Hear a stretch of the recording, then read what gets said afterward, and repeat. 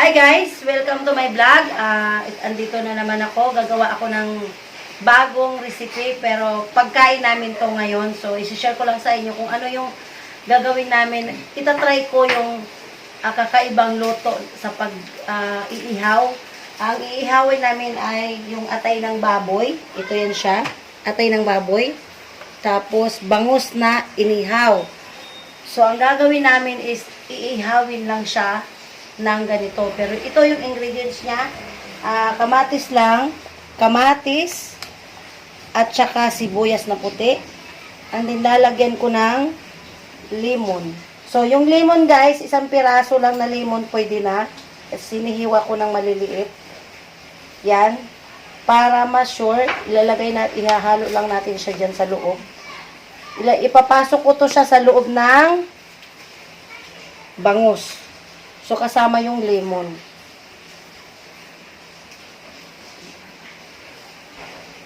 Ayan. So, itong ano naman, ito namang atay ng baboy, pipigaan natin ng kunting lemon para may touch of sour siya kunti.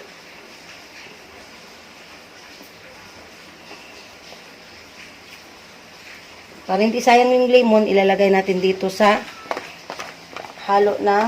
ilagay natin sa loob ng tiyan ng bangus. Tapos, lalagyan natin siya ng magic sarap. Pero, hindi po kami naka-sponsor. Baka magtataka kayo. Ginagamit lang namin ito kasi seasoning. And then, lalagyan natin ng konting asin. Kasi ang magic sarap, may pangpalasa na konting asin. Okay? Para hindi siya aalat. Tapos, lalagyan natin ng paminta.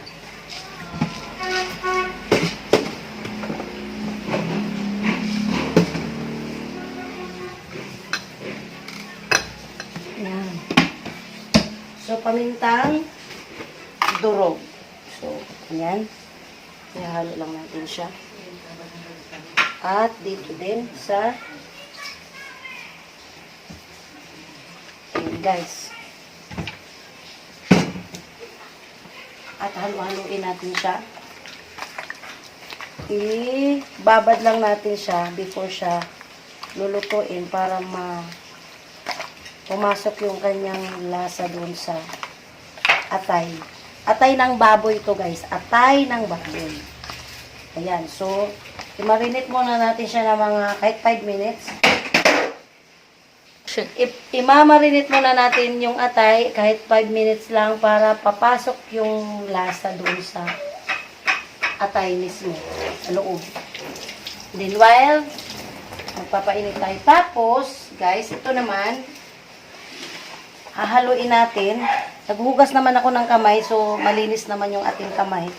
So, tayo na lang, ihahalo natin ng ganyan. Ayan. Tapos ipapasok natin sa loob ng, syempre guys, lilinisin muna natin yung bangus. Tatanggalan natin ng hasang. Yan, wala ng hasang. Tapos, tatanggalan natin ng bituka. Ang natira dyan yung taba lang niya, pero malinis na yan. Then, may kaliskis siya kasi ihaw. Ipapasok natin to laman sa loob. Ganyan. So, mas puno, mas masarap. Okay? Kasi, andun yung ingredients. Okay? Ayan. Ayan. Mas puno, mas masarap. Idiin natin sa loob para maraming laman talaga.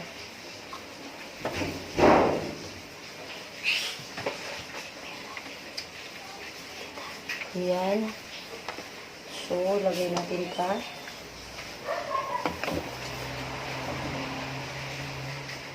Ayan.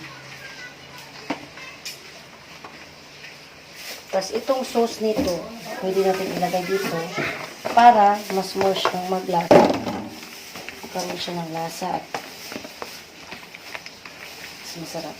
Yan, hintayin natin muna saglit para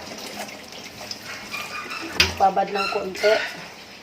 Ngayon, dito natin siya iihawin sa grilled na ito. Oh. Mainit pa. Ang init, guys. Nakalimutan ko may apoy. Mga pasaway. Ayan, dito. Oh, mainit nga. Di ba napaso ako? Dito naman ang bangos. Kasi ang bangos ay mahaba. So, ilagay natin siya ng... Pero, huwag ka naman matuwad. Wait. So, ito guys, lalagyan natin ng star margarine para hindi dumikit yung ating iihawin. Hindi po ito sponsored. So, kailangan lang natin gumamit ng oil. So, para mabango, kaya star margarine yung ilalagay natin para mabango yung ating inigigan. Next, ganun din. Lagyan natin ng margarine. Oh, yummy. Yan, ganyan lang guys. Tsaka dapat mahina lang yung apoy kasi dahan-dahan yung pagkaluto niya. Hindi mabilisan. Hindi masusunog din. So, ganyan lang. Kailangan natin i-spread yung margarine. Okay.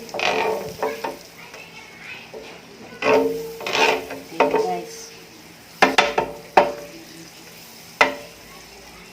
Ayan. Ngayon, stop muna na. Na action. So now, ilalagay na natin yung ating bangus. Diba? Ganyan guys. Sana, kasya to. Ganyan. Diba? Oh. Ayan ang aming in-house. So, lusot ang kanyang bonsot. Okay lang yan. Tapos, isasara natin ng ganito guys. O, diba? O. Bye! Next, ito naman yung ating lever or atay.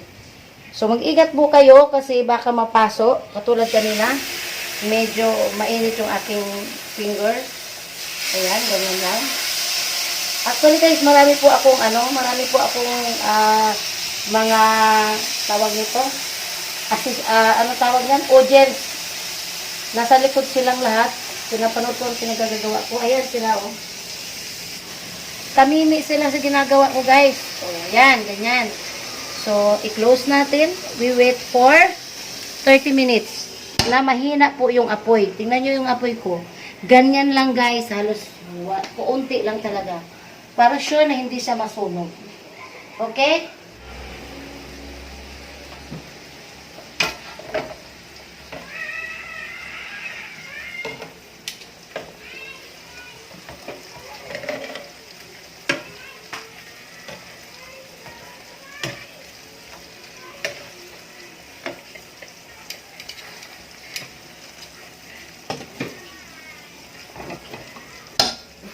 Ayan guys, babalik na rin na namin para maluto ng maigi yung fish. Ayan, maganda na siya.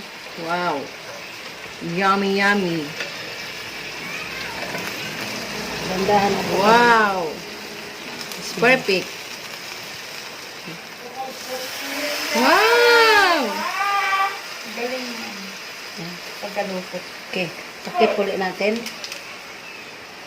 Tatakpan ulit para talagang lutong-luto siya. Ganyan na ikititita ko. Guys, luto na to siya. Na medyo sunog pa, pero hindi gan sunog. Ayan, kasi yung star margarine naluto din. Kaya ganyan, pero guys, malinamnam yan. Sarap yan. Kasi star margarine. Wow, yummy, yummy. Diba? Yan, malambot siya na pagkaluto, hindi siya pilit. Kaya masarap yan. Tapos, tatanggalin natin itong tira-tira. Hi guys, ito gagawa ko ng sausawan. Sausawan na sunog baga kasi ang dami-daming sili. Ayan. I-try namin gumawa ng sausawan na sobrang daming sili. Ito ay bawang at sili. Pahingi ako ng asin din. Asin. Asin.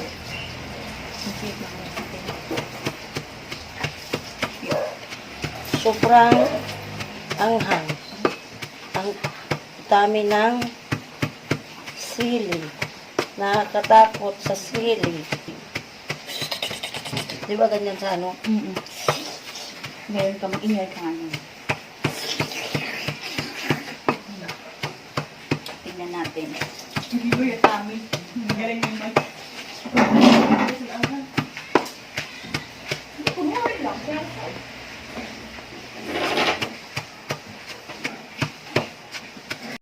Lalagyan natin ng kalamansi.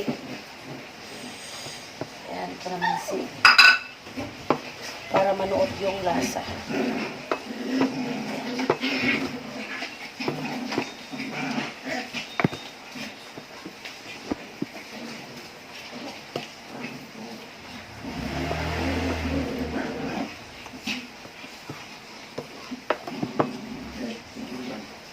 Yan ang ating sausawan sa inihaw na bangus at inihaw na atay.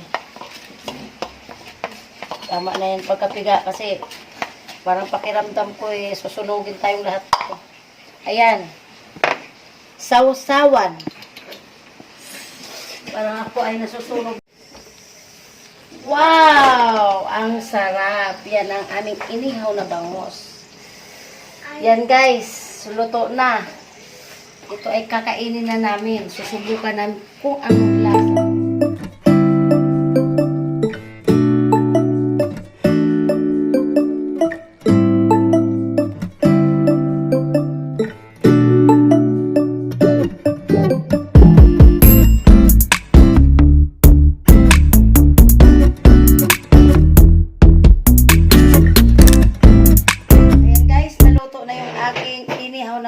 Na masarap at malinamnam. So, huwag niyo po kalimutan mag-share at mag-like sa aking YouTube channel at marami pa po kayong aabangan na marami pang ibang lulutuin at kakaiba at masarap na masarap ang lasa. Salamat guys! See you next time! Kung may gusto po kayong lulutuin ko na bagong recipe, mag-comment lang po kayo sa comment section para malaman ko kung ano yung gusto niyong gagawin ko at lulutuin ko. Thank you!